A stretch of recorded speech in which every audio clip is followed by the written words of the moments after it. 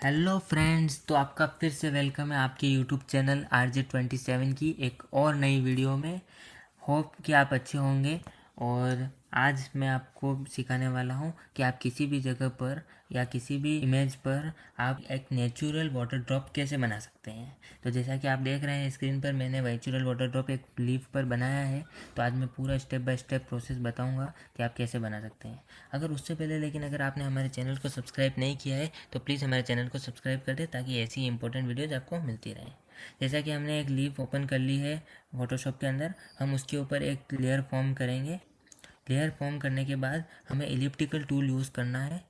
तो मैं elliptical tool select करके मैं शिफ्ट की को प्रेस करूँगा और एक सिलेक्शन बनाऊँगा लीफ के ऊपर। आप चाहे तो कितना भी बड़ा सिलेक्शन बना सकते हैं, लेकिन मैं इसको एवरेज सिलेक्शन पे बनाऊँगा। उसके बाद हमें ग्रेडियंट टूल यूज़ करना है। ग्रेडियंट टूल यूज़ करके आपको ध्यान में रखना है कि ग्रेडियंट टूल का ब्लैक टू वाइट कलर होना चाहिए और ओपेसिटी 100% होनी चाहिए। उसके बाद आपको इस सिलेक्शन में टॉप से डाउन तक आपको एक स्ट्रेच करके फिल कर देना है। फिर Ctrl+D से आपको इसको डिसलेक्ट कर देना है। उसके बाद आपको ब्लेंड मोड नॉर्मल से ओवरले पर क्लिक करना है। तो हमने ब्लेंड मोड नॉर्मल से ओवरले कर दिया है। अब आपको लेयर 1 पर राइट क्लिक करके ब्लेंडिंग ऑप्शंस को क्लिक करना है। अब यहाँ हमें कुछ चेक करने हैं। तो हम सबसे पहले इनर शेडो को चेक करेंगे। तो इनर शेडो में आपका ब्लेंड मोड लीनियर बर्न होगा और ओपेसिटी आपको 55% रखनी है।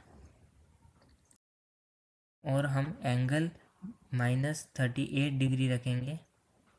तो हम -38 डिग्री एंगल कर देते हैं।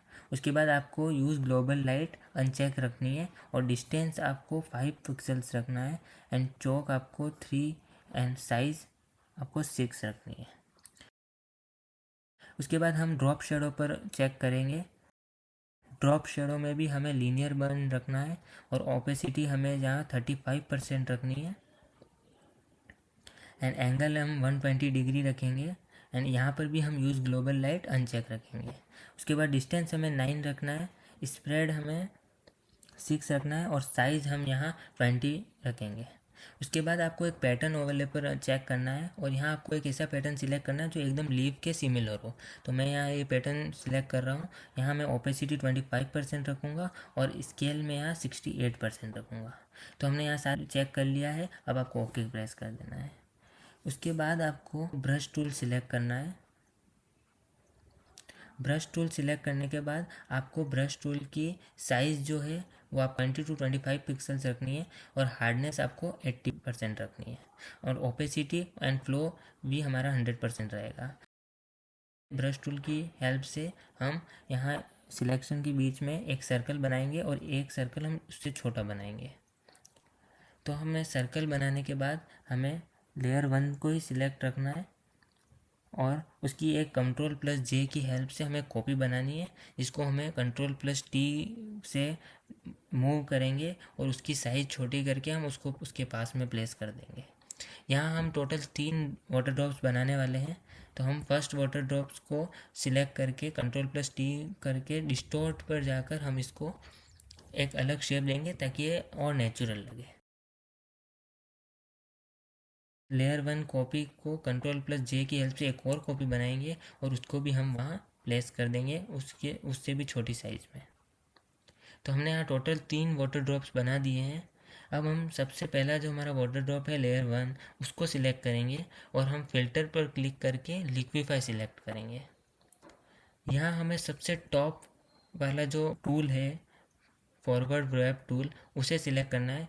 तो हमें हमारे कर्सर की साइज़ उस वाटर ड्रॉप की साइज़ के बराबर करनी है और हमें उसको एक अलग ही शेप देना है। तो हम चारों तरफ से इसका शेप अलग कर देंगे लिक्विफाई टूल की हेल्प से।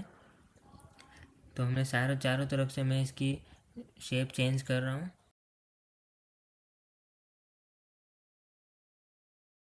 तो जैसा कि आप देख सकते हैं मैंने फर्स्ट लेयर की चेंज कर दी है। अब हम ऐसे करके सारी लेयर्स की लिक्विफाई टूल की हेल्प से हम शेप चेंज कर देंगे।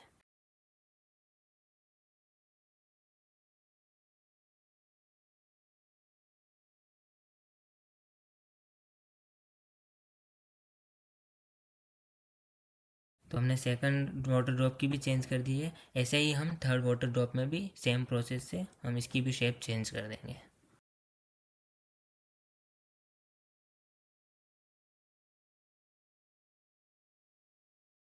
तो जैसा कि आप देख सकते हैं मैंने तीनों वाटर ड्रॉप की शेप्स चेंज कर दी है, तो आपको ये एकदम नेचुरल वाटर ड्रॉप्स लग रहे होंगे।